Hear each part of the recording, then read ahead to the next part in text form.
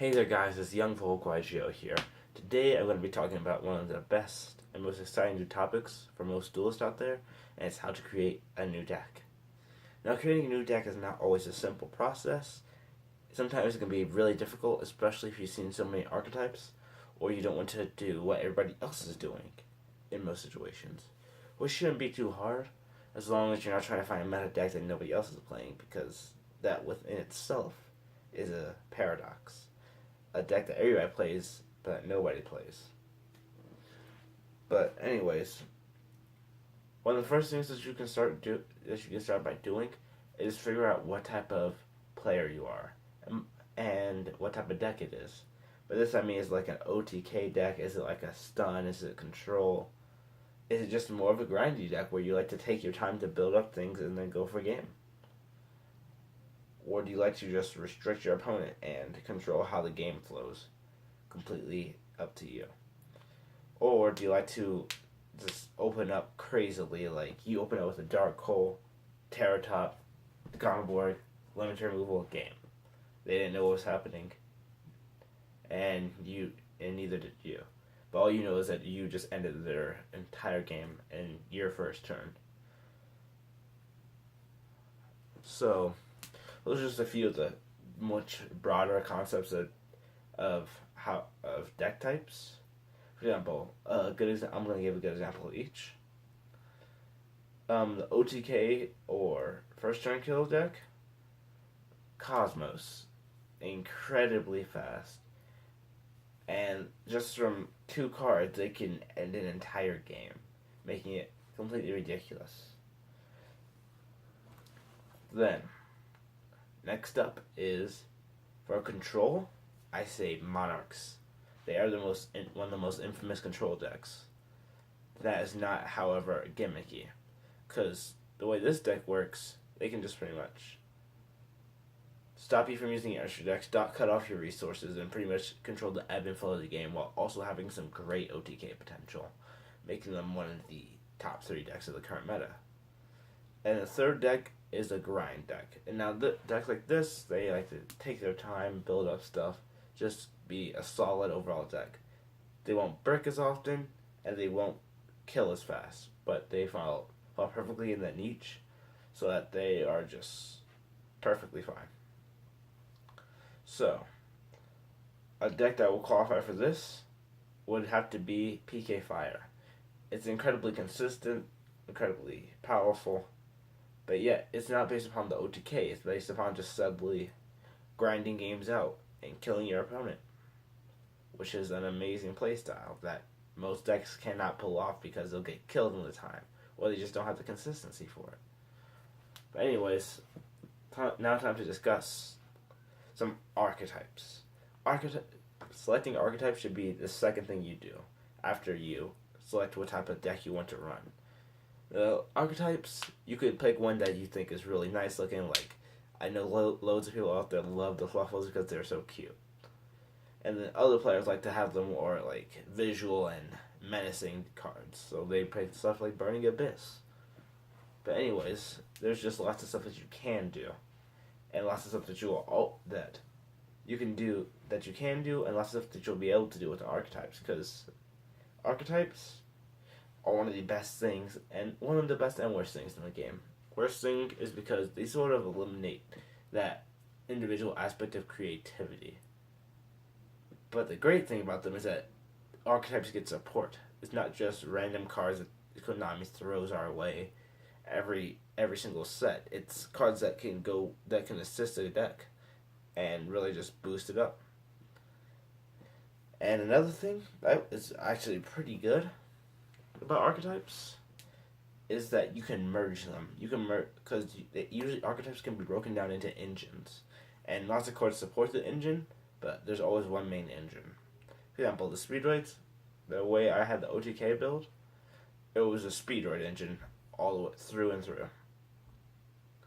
It was all dedicated to me getting Terror Top, Special Summon, blow up the board, or go for game. So in that way, it was very powerful, and the engine has been translated into PK Fire. Part I dislike, but hey, it's just part of the process. and really made that deck a bit more consistent because Terratops is really free, and then you can just get a free Dante. Just normal summon, search, special, or special summon, special, overlay. It just builds up for a really good game. So archetypes, you should, if you're picking an archetype, you should probably investigate into it a bit more before you're just like, hey, I saw one guy playing this at my locals and I thought it was really cool. You should probably invest into it a bit more because there's lots of different builds for archetypes. And that's where much of the confusion comes out, is that not all archetypes run just in one direction. Like the Speedroids. The way I have OTK / what I like to call the FTK build, they're not all that consistent, but still very powerful. And overall, the thing about the build is that it's different than most builds, because most builds are much more grindy OTK, but not like that first turn you kill them. Most decks are like grindy and they're much more sustainable and they go at different speed. And then there's always going to be different variations of deck. For example, Monarchs. They have the Brilliant Monarchs, or the Quantum Monarchs, or the Monarchs with the extra deck, and it's just ridiculous stuff, making the deck really good and much more versatile. And there's all sorts of different builds rather than just the pure build. PK5, for example, Phantom Knight, Burning Abyss, Speedroid, much more powerful than pure Burning Abyss, as it has the potential to do a great many of things. And while you're investigating archetypes, you should always keep your eyes open for future archetypes, because you don't always have to make a new deck instantly. You can just wait for the deck to come out, and then once it comes out, you dedicate yourself to obtaining those cards, which is what I'm going to be doing with the Metamorphosis. So when they come out, I'm going to be doing a deck profile on them, because they're going to be amazing. And not amazing like competitive wise, I just really like the Metamorphosis. I like Fusion. It's like one of my favorite mechanics in the entire game. But anyways, another part that you should do once you've narrowed your search down to an archetype, do you want to run the pure build? You just determine what type of build you want to run. Look up. I recommend net decking, aka looking up deck profiles, and don't mimic them completely, because that's no fun. But get the general concept, because most of the time, even unless you have your hands on the cards themselves, which at this point you might not buy the right cards, making it very unfortunate for you. Unless you have your hands on the deck itself, and even YGO Pro, it's good, but it just doesn't feel good enough to actually have the deck in your hands. For me, that's always something that I've hated, is that even with YGO Pro, it doesn't feel like I'm actually playing the deck. It seems more like I'm watching somebody else play the deck, and then I have input. And then, so once you look up the profile so you can get the general idea of how the deck works, what the engine is, experiment with it. One of the things I love about Yu-Gi-Oh! Is that since it's so diverse and so many decks can be splashed together, just experiment with it all. You can truly just you could be the next person who creates the next meta deck, like Pepe. Nobody saw that coming. It was just a really powerful deck, and there wasn't really a way to get around it, or Draco Piles. And so you realize the Draco engine was incredibly powerful. People just started applying it to every Pendulum deck. Like with the Draco Specters, boom. I just realized how amazing they are.